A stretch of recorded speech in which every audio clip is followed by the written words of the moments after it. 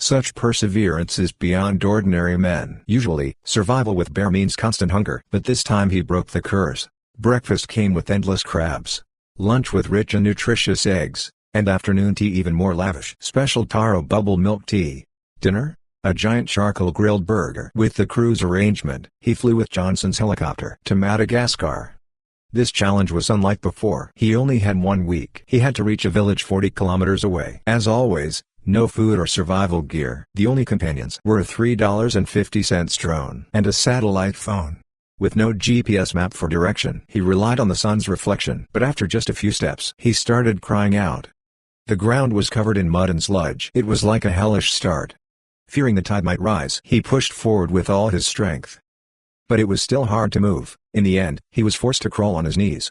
After an immense struggle, he finally reached flat ground. Tossed around for several hours, his whole body was already soaked. Finally, he discovered a small creek. At first, he planned to take a cold bath there and stay overnight, but he worried about being attacked by Nile creatures in the water. He hesitated on the spot for over 10 minutes. In the end, it was better not to take the risk. Just then, the tide began to rise. He quickly stood up in a rush. Looking around, the surroundings were already flooded. Where to spend the night became a big problem. A few hours later, in the distant mist appeared a sandbar island. According to the sixth sense of instinct, it should be a dry place. Sure enough, after landing, the surroundings were submerged in seawater, but the island itself was bone dry. Excited, he let out a strange cheer. In the blink of an eye, the sun had set. Building a shelter in the dark was unrealistic. Besides, the resources around were cleaner than his empty pockets. So, as usual, the sky became his blanket, the ground his bed, making do with what he had. The next day, when the tide receded, he carried his big backpack and continued onward, trekking for hours under the scorching heat. His body was already dehydrated. Going without food, he could endure, but a whole day without water was impossible. If he couldn't find water soon, the challenge would end in failure. This is a kind of food many dare not eat. Of course, even survival experts aren't exceptions. Looking at the half-transparent thing,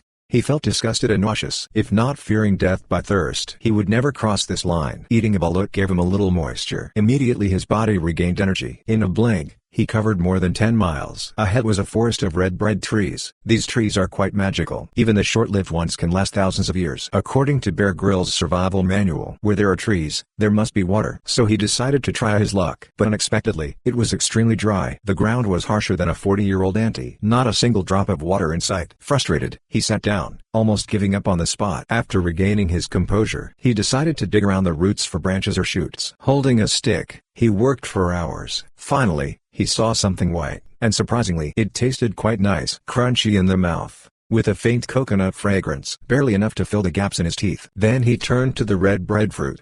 Breaking it open, there was plenty of fruit inside. The taste was almost like walnuts. To avoid going hungry later, he packed 2 his rations. After walking for who knows how long, he stumbled upon a dried riverbed. Stepping on it, muddy water gushed out instantly. It was truly a lifesaver. Not much, but better than nothing. He quickly dug a hole nearby. The freshly seeping water had to be filtered. Otherwise, it tasted entirely of mud. A few sips felt like taro bubble milk tea. Excited, he cheered again.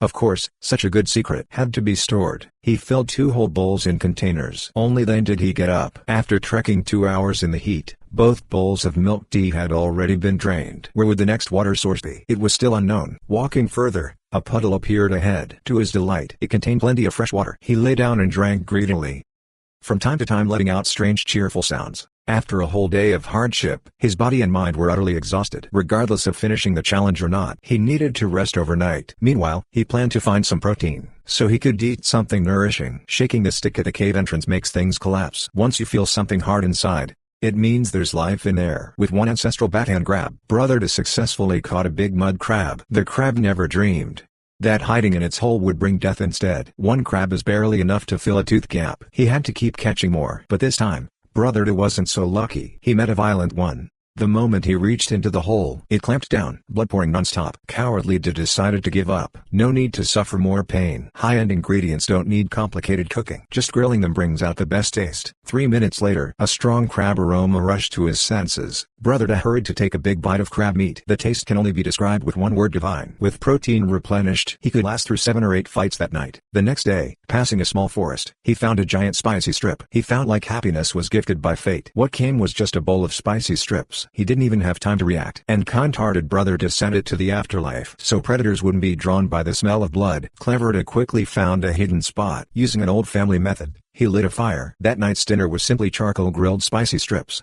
Time passed by. The years flew like a shuttle. Only one day remained before the challenge ended. After entering the desert, Brother Da again let out cries of despair. Without precise navigation, a wrong direction would waste all previous efforts. He urgently needed to find a high point to survey the surroundings. The soft dunes were like syrup. 1 step forward, 2 steps sliding back. He burned thousands of calories. Finally, Brother Da climbed the dune. The bad news: endless dunes ahead. He stared for half a day but found no clue. The scorching heat and exhaustion pushed the always strong Da into despair. After finishing all the water in his flask, he decided to risk it all. If he succeeded in the challenge, he could brag for half his life in the wild. Finally, on the last dune, he spotted a fishing village. Every few steps forward, cow hoof prints appeared. In less than a week, Brother Da completed the challenge. His perseverance and courage deeply impressed me. Truly admirable, my friends. Now, the king of survival, Wei Peng, dares to roar at the king of the jungle. He even points at it, showing no fear. What kind of rivalry is this between them? With the show's arrangement, Brother Da arrived in Botswana, Africa's most untamed land. This is where wild hippos gather.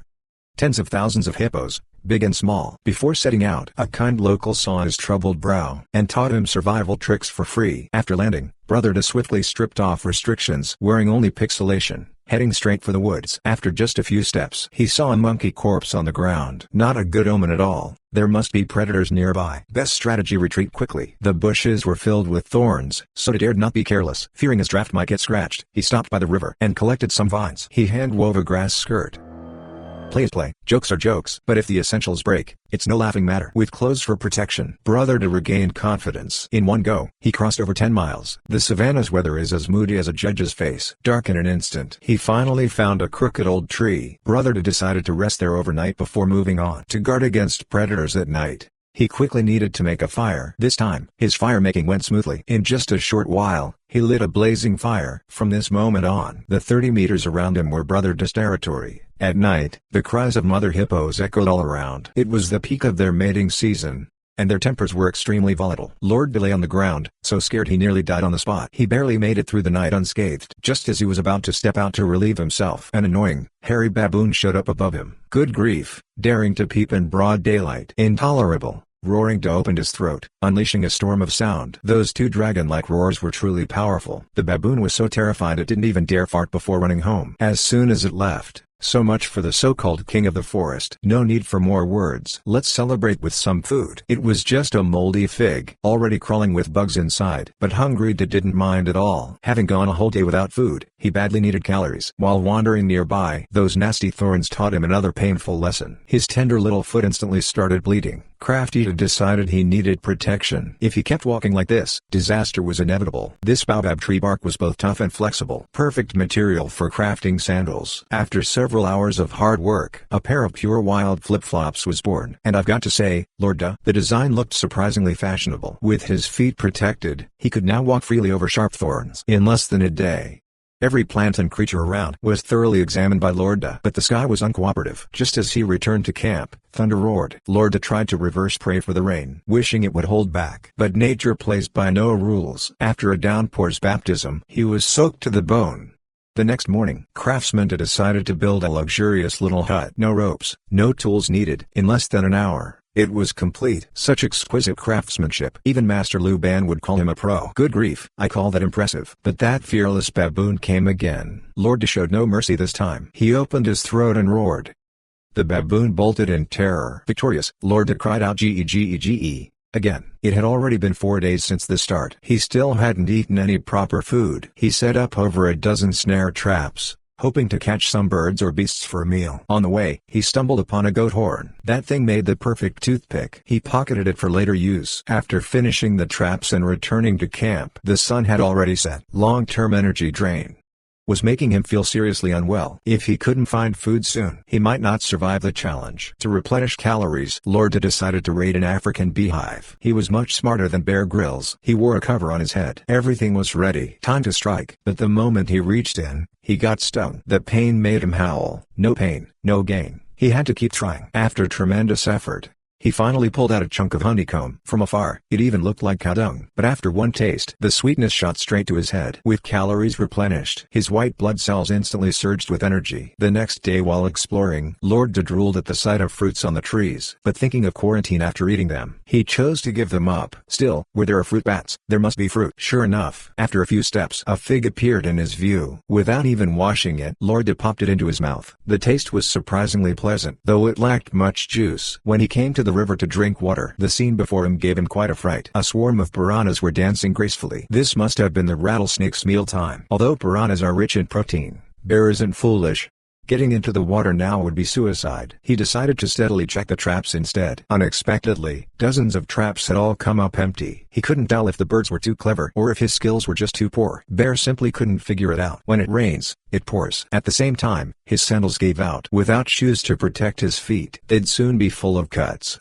After reinforcing his sandals again, Bear decided to return to camp. He was disappointed by the empty traps. As he walked, a hippo suddenly appeared ahead. It scared him so much he dared not breathe. He hadn't expected it to come ashore by day. For safety's sake, Bear decided to avoid the beast. Back at camp, just as he lay down, a hippo lurked suspiciously outside. Hiding behind a tree, Bear wet his pants in fear. Seeing it come closer step by step, he scrambled up a tree in panic. Fortunately, it was just a false alarm. Watching the hippo's figure fade away, Bear let out a long sigh. If not for sheer luck, he might have died in this cursed place. It was far too dangerous. After a short rest, he packed his gear and went home. This is his special charcoal grilled tadpole. The look, aroma, and taste were all there. Only the texture was a bit overwhelming. In the mouth, it had an intense olive taste. To replenish protein, Foodie Bear had no choice. He forced himself to swallow. With the program team's arrangement, Bear took a free helicopter ride to the Andes Mountains, one of the few vast wildernesses left on Earth. At altitudes of several thousand meters, day-night temperature swings reach tens of degrees. Just after landing, a bird nearby made chirping sounds. The harsher the environment, the more it excites his survival instincts. As usual, he brought no food or survival kit. All gear relied on his own resourcefulness. After checking his equipment, he set himself a small goal. Within 10 days he must not only survive, but also secure protein in every meal. The surface temperature was now 40 degrees. He hadn't gone far, yet sweat poured off him in dozens of drops. Luckily, there was a rushing stream ahead. The water looked clean and fresh. He hurriedly drank several big gulps. The taste was surprisingly refreshing. At least 10 times better than cheap bottled water. Could this be the legendary dream start? He happily drank his fill. Bear didn't panic, but started to think carefully. It was clearly summer, yet snow still covered the mountains. Once the sun set, temperatures would drop sharply. With only minimal clothing, he could freeze to death overnight. Climbing up the slope, he scouted the area carefully. Vegetation grew thick around. It was an ideal place for camping. While the sun was still up, he needed to get a fire going quickly. Gathering some dry leaves and wood, he rubbed sticks together. After just 30 seconds of effort, the flames sprang to life easily. Excited, he laughed loudly in triumph. Soon darkness fell. He built a small shelter by the fire. As usual, he relied on the earth and sky as his blanket. But the nights here were bitterly cold. He had planned to sleep in, but was jolted awake by the cold. His whole body shivered uncontrollably. His backpack was even worse off, frozen stiff. Luckily, he had prepared a fire earlier. Otherwise, surviving until dawn would have been uncertain. When the sun finally rose, his body at last regained a little warmth. Excited, Lord let out another shout. No words, no chatter. It wasn't easy to head out in search of breakfast. He set his eyes on wild hogweed. The taste was surprisingly refreshing. One wonders what some food bloggers would think if they saw meat like this. But wild plants contain a lot of oxalic acid. Eat too much and you'll have diarrhea right away. Lord couldn't care less. He ate with great relish anyway. Barely 1/10 full, he still needed to find protein. Just eating plants makes it hard for hair to grow strong. By the stream, a fearless fish was basking in the sun. Lord quickly jumped into the water, planning to catch it with his bare hands. Unfortunately, its tail was too slippery. He always missed by just a little. After 3 hours of effort, he hadn't even glimpsed a fish scale. Frustrated, he climbed back onto shore. Just then, he felt a burning pain on his back. On closer look, it resembled a serious infection. If not treated in time, it could easily become inflamed. The rescue team was quite worried upon hearing this. They warned him to keep a lower profile, or else he'd lose a month's pay. He was known for being frugal. treating money like dirt and wealth like passing fish. So he hurriedly put on his long-forgotten shirt, then lay down in the icy stream. At that moment, he finally felt the true meaning of ice and fire. Two extremes at once. Learning from last night's freezing ordeal, he knew he had to build a windproof shelter. Carefully weighing the risks, he decided to make it by hand, using whatever wood he could find for free. Under his skilled hands, a small hut quickly took shape. Though rough in size and shape, even the neighbors would find it decent. By now dozens of hours had passed, yet he still hadn't replenished protein. While foraging, he stumbled upon a camel carcass. Sadly, the meat had already been picked clean by scavengers, but a deer leg remained, quite useful. It still contained a lot of sinew, good for making soup. Seeing the carcass on the ground, he shivered at the thought. He didn't want to end up like it. So he quickly left to save his life. Passing by the stream, he saw newborn tadpoles looking for their mother. A mischievous idea struck him. He grabbed one and popped it into his mouth. The sour, rancid taste hit him instantly. Since raw sashimi wasn't tasty, he decided to take some back to cook. Cooking this for the first time, he planned to try it plain. At the first bite, his face showed heavenly shock. The texture was like baby food. Soon his stomach reacted violently. That was not a good sign. If he still couldn't get protein, it would be hard to carry on. Unbelievably, after casually feeling around in the water, he caught a fish with his bare hands. Judging by his excitement, things were looking up, but it was bad luck for the fish. To keep it fresh for taste, he built a small pond near camp.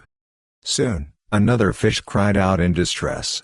It never expected to be robbed in broad daylight. He quickly placed it in the pond, but two fish weren't enough to breed. He figured he had to catch more. Soaking in water too long wasn't good. So he decided to craft a fishing device. Using deer sinew he had soaked, he hammered and twisted it, adding saliva as binding. Soon, a fishing line was born. He used a few ant eggs as bait and quickly set up for fishing.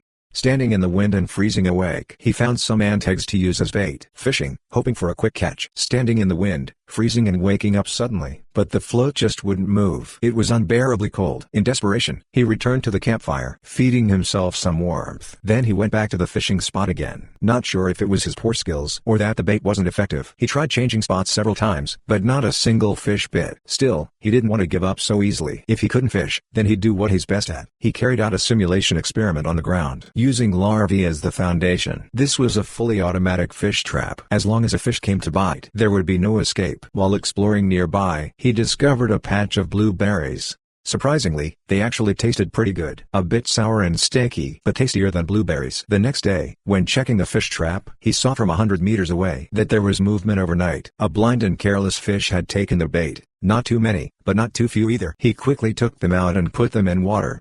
But unexpectedly, the fish slipped away. This made him furious. He angrily shouted at the water.